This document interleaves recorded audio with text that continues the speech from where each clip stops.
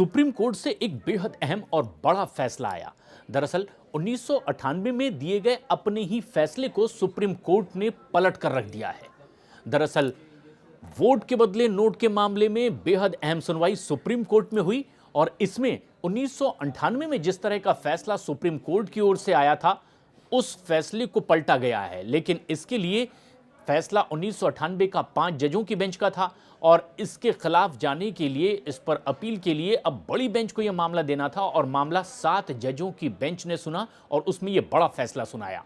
दरअसल क्या सांसद और विधायक नोट लेकर भाषण या वोट कर सकते हैं, यानी क्या रिश्वत लेकर के वो अपना मतदान कर सकते हैं? ये एक अहम विचार का विषय था सुप्रीम कोर्ट के सामने, क्योंकि संविधान के कुछ अनुच्छेदों की ओर से उन्हें ये रियायत मिलती है कि वो ऐसा कर सकते हैं और आम केस की तरह उन जनप्रतिनिधियों पर ये कानून लागू नहीं होगा।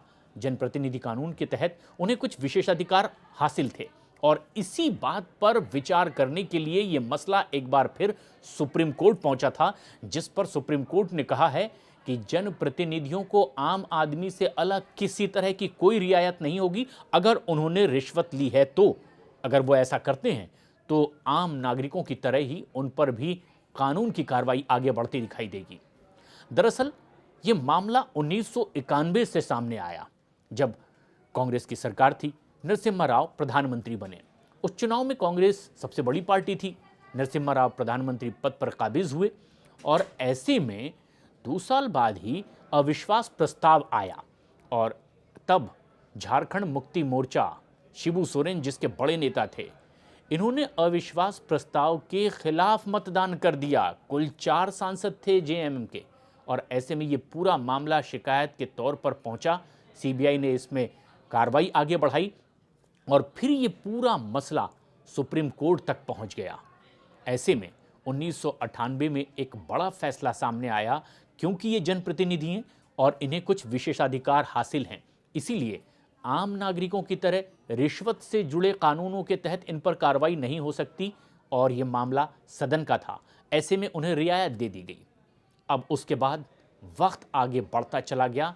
एक और मामला सुप्रीम कोर्ट के सामने आया और ये मामला सीता सोरेन से जुड़ा हुआ था। शिबू सोरेन की ही ये बहू हैं, हेमंत सोरेन की भाभी। दरअसल एक चुनाव होना था राज्यसभा का और यहाँ सीता सोरेन ने जो मतदान किया, माना ये गया कि उन्होंने रिश्वत लेकर के राज्यसभा चुनाव में मतदान किया है और इसीलिए साल 2012 के इस मामले को कोर्ट की दहलीज तक पहुंचाया गया। इस मामले में भी सुनवाई हुई। दरअसल सीता सोरेन की ओर से पक्ष ये रखा गया था कि जिस तरह से 1998 में सुप्रीम कोर्ट ने ये माना उनके ससुर शिबू सोरेन के केस में, क्योंकि वो एक जनप्रतिनिधि हैं, इसीलिए आम कानून के तहत रिश्वत के मामले उन पर नहीं चल सकते। उन्हें जो विशेषाधिकार हासिल है उसके तहत उनके खिलाफ इस तरह के आरोप खारिज होने चाहिए।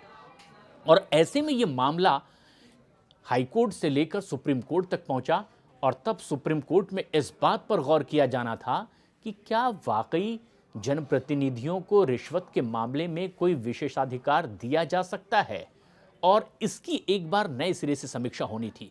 बेहद अहम सुनवाई इस पूरे मामले में हुई और ये मामला जब कोर्ट में पहुंचा 2 दिनों तक लगातार सुनवाई हुई और इस पूरे मामले पर फैसला सुप्रीम कोर्ट ने सुरक्षित रखा।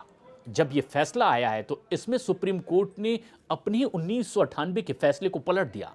उन्होंने कहा कि ये संविधान का जो मूल मंत्र है उसके खिलाफ होगा अगर रिश्वत जैसे आपराधिक मामलों में किसी को विशेषाधिकार दे दिया जाए। इन्हें किसी भी तरह का कानूनी संरक्षण नहीं दिया जा सकता और इसीलिए इस मामले में सख्त कदम सुप्रीम कोर्ट ने ये फैसला सुनाते हुए उठाया कि अगर मामला रिश्वत का है तो ये एक अपराध है। आम लोगों की तरह ही जनप्रतिनिधियों को भी इसका सामना करना पड़ेगा। पैसे लेकर के ना वो सदन में भाषण दे सकते हैं और ना ही अपना वोट कास्ट कर सकते हैं।